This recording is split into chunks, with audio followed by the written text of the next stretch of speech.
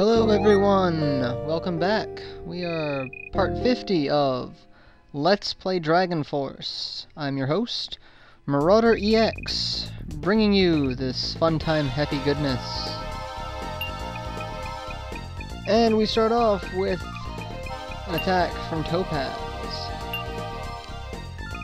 Leading the assault is Gigg the dragonman. Now,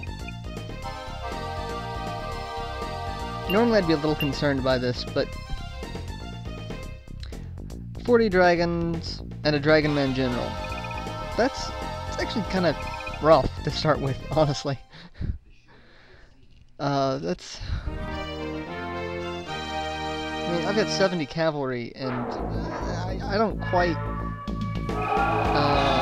outnumber them 2-to-1, so this is gonna be fun. Anyway, go with an offensive formation, that way I've got people protecting my general. And then I'm leaving my cavalry there, because I need whatever first strike I can get. And I'm going to start off with a sonic wave. Take out a good couple of dragons.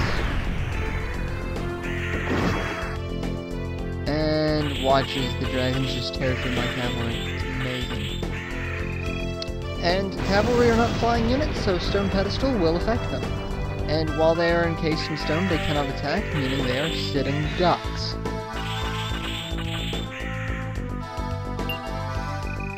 Oh, that hurt just a little bit.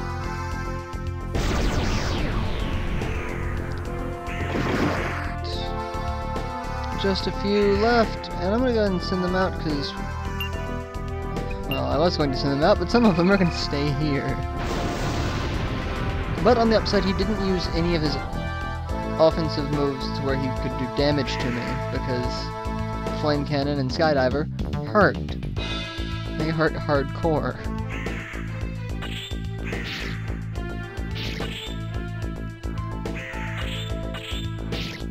And those two dragons are going to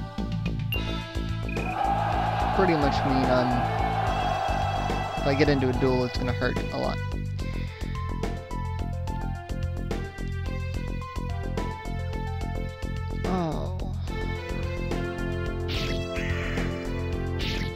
So while we're waiting on this, E3 09 is going on, and I've just now dated this video.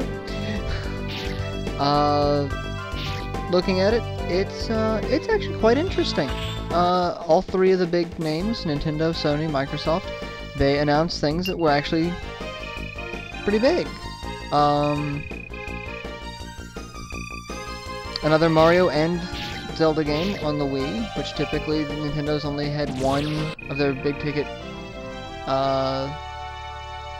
franchises on each system, so having a second one, that's pretty big news. A Metroid game developed by Team Ninja, that looks awesome. And then Wii Motion Plus. All three have some sort of, new motion-based technology. Wii Motion Plus is for what Nintendo's showing off. Granted, they talked about it, last year as well. Project Natal for Xbox, which, looks like a glorified iToy, honestly. If it works as well as they're showing it in the videos, I will be thoroughly impressed. But I'm expecting it to be just a souped-up iToy. And then, Sony announced some sort of little wand thing. I only caught part of their press conference, but it was a wand that works in conjunction with the iToy, and it basically gives one-to-one movement with that. So I was kind of impressed by that as well. And then Sony announced Final Fantasy XIV was a PS3 exclusive, and 13's not even out, and you're announcing 14? Really? Stick with the one you're working on before. Granted, I know they've been working on 14 for a while. It's their next MMO, and I play Final Fantasy 11, so I've known for a while that they're working on another MMO. They announced it at their fan festivals, so.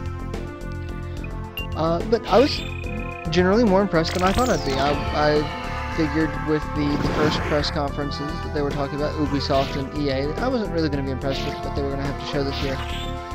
And then I finally got a chance to catch the Microsoft and watch the Sony and Nintendos, and I was generally impressed, so good for that. Let's see. Now back to Dragon Force. And the only reason why I bring it up is because one of my last rants was talking about how I haven't really been impressed with the quality of games recently, and some of the games that they've announced this year I'm actually impressed with, and I think I'm going to have a lot of fun with. A lot of the Wii games that they talked about I was really impressed with, because I honestly, like I said, I was rooting for the Wii going into it. I was hoping, I had high hopes, and then their first year it was great, and then last year was horrible. They didn't really have much of anything. Not as impressed with the lineup of Xbox games. The Xbox games that I've seen thus far are not really impressive to me. I mean, Halo, it's another Halo. That's really all it is to me. Final Fantasy 13 does... I'm trying to get hyped up about it.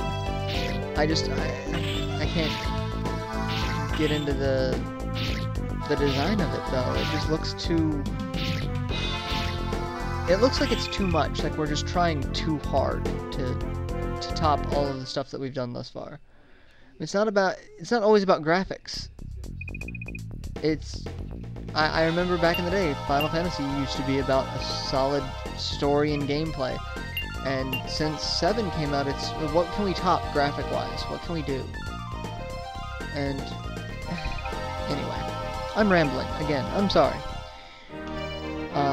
We're going to finish up this movie with beating the crap out of Bagrill, sending Terrace out, because Terrace still has not learned her level 3 ability, and she kind of needs to before we start sending her off to fight dragonmen and zombies and Ball and Scythe in the endgame.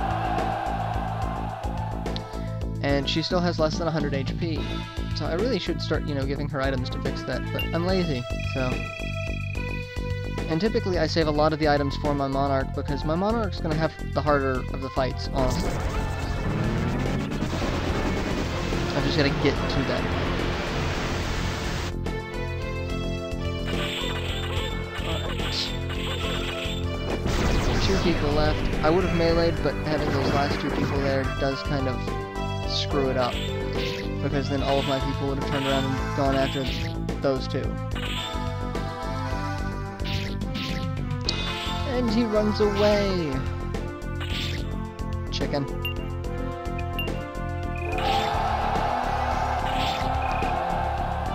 Victory is ours.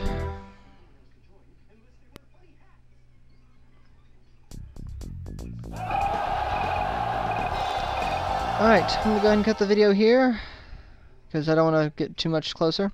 I'll see you in part 51, guys. Later.